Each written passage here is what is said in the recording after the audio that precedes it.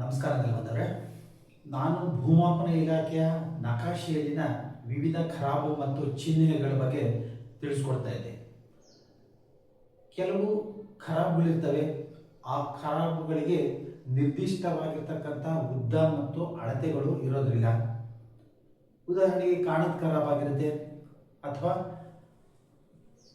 ಜಾಗ ಖರಾಬು ಅಂತಂದರೆ, ಇದು ಕಾಣದ ಖರಾಬು ನಿಮಗೆ ಎಲ್ಲಿದೆ ಅಂತ ಖರಾಬು ಕಂಡು ಬರೋದಿಲ್ಲ. ಜಾಗ ಖರಾಬು ಅಂತಂದರೆ ಸ್ಕಾಟರ್ಡ್ ಅಂದರೆ ಅಲ್ಲಲ್ಲೇ ಹಂಚಿ ಹೋಗಿರುತ್ತೆ. ಇದರಿಂದ ನಮಗೆ ಖರಾಬನ್ನ ಹಂಚಿ ಹಾಕಲಿಕ್ಕೆ ಕಷ್ಟ ಆಗುತ್ತೆ.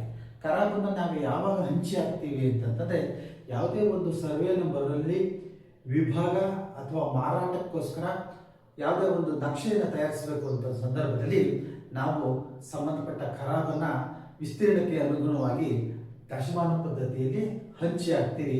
ಇದನ್ನೇ ನಾವು ದಾಮಾಷ ಪದ್ಧತಿ ಅಂತ ಕರಿತೀವಿ. ಉದಾಹರಣೆಗೆ, ಇದು ಒಂದು ಸರ್ವೆ ನಂಬರ್ ಗಡಿಯಾಗಿರುತ್ತೆ. ಈ ಸರ್ವೆ ನಂಬರ್ನ ವಿಸ್ತೀರ್ಣ 2 ಎಕರೆ 10 ಗುಂಟೆ ಇರುತ್ತೆ. ಕಾಣದ ಖರಾಬ್ ಬಗ್ಗೆ 20 ಗುಂಟೆ ಖರಾಬ್ ಇರುತ್ತೆ. ಅಂದರೆ ಉಳಿಕೆ ವಿಸ್ತೀರ್ಣ 1 ಎಕರೆ 30 ಗುಂಟೆ. ಉದಾಹರಣೆಗೆ ನಾವು 10 ಗುಂಟೆಗೆ ಒಂದು ವಿಭಾಗ ಪತ್ರಿಕೆ ಅಥವಾ ಮಾರಾಟಕ್ಕೋಸ್ಕರ ಲೆವೆನಿ ನಕ್ಷೆಯನ್ನು ತಯಾರು ಮಾಡಬೇಕಾಗುತ್ತೆ.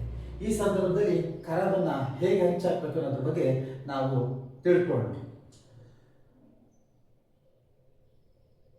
1 ಎಕರೆ 30 ಗುಂಟೆ ಅಂತಂದರೆ 70 ಗುಂಟೆ ಆಗುತ್ತೆ. 70 ಗುಂಟೆಗೆ 20 ಗುಂಟೆ ಖರಾಬಿರುತ್ತೆ. ಹಾಗಾದರೆ ನಾವು ಲೆವೆನಿ ನಕ್ಷೆ ತಯಾರು ಮಾಡಬೇಕಾಗಿರೋದು 10 ಗುಂಟೆಗೆ. ಹಾಗಾದರೆ 10 ಗುಂಟೆಗೆ ಅಂತಂದರೆ 20 ಡಿವೈಡೆಡ್ ಬೈ 70 ಮಲ್ಟಿಪ್ಲಿಕೇಟ್ ಬೈ 10 ಮಾಡಿದಾಗ 2.857 ಬರುತ್ತೆ. ಇದು 2.5ಗಿಂತ ಹೆಚ್ಚಿಗೆ ಇರೋದ್ರಿಂದ ಇದನ್ನು ರೌಂಡ್ ಮಾಡಿಬಿಟ್ಟು 3 ಮಾಡ್ಬೋದು, ಅಂದರೆ 3 ಗುಂಟೆ ನಾವು ಮಾಡ್ಬೋದು. ಸೊ ಹಾಗಾದರೆ ಇದಕ್ಕೆ ಸಂಬಂಧಪಟ್ಟಂತೆ ಖರಾಬನ್ನ ಹೇಗೆ ಡಿವೈಡ್ ಮಾಡೋದು ಅನ್ನೋದನ್ನು ನಾನು ತಿಳಿಸ್ಕೊಡ್ತೀನಿ. ಈಗ ನಾವು ಈ ನಕ್ಷೆಯಲ್ಲಿ ಒಟ್ಟು ವಿಸ್ತೀರ್ಣ 2 ಎಕರೆ 10 ಗುಂಟೆ ಇದೆ.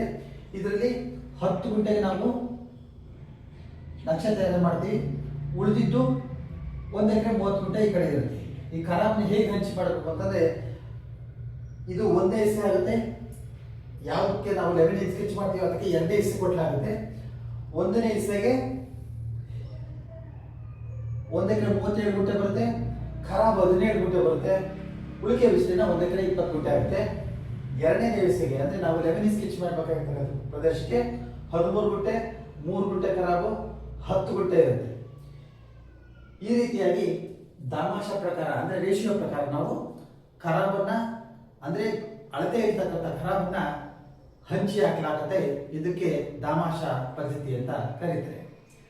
ನೆಲಮಾಪನಕ್ಕೆ ಸಂಬಂಧಪಟ್ಟಂತ ಎಲ್ಲ ವಿಡಿಯೋಗಳು ಫೇಸ್ಬುಕ್ ಹಾಗೂ ಯೂಟ್ಯೂಬ್ನಲ್ಲಿ ಲಭ್ಯವಿದ್ದು ತಾವು ನೆಲಮಾಪನ ಎಂದು ಸಬ್ಸ್ಕ್ರೈಬ್ ಆಗಿ ವೀಕ್ಷಿಸಬಹುದಾಗಿದೆ. ಮುಂದಿನ ಸಂಚಿಕೆಯಲ್ಲಿ ಮತ್ತೊಂದು ಭೂಮಾಪನದ ವಿಷಯ ಬಗ್ಗೆ ನಾನು ತಿಳಿಸ್ಕೊಡ್ತೀನಿ. ಅಲ್ಲಿವರೆಗೂ ನಮಸ್ಕಾರ.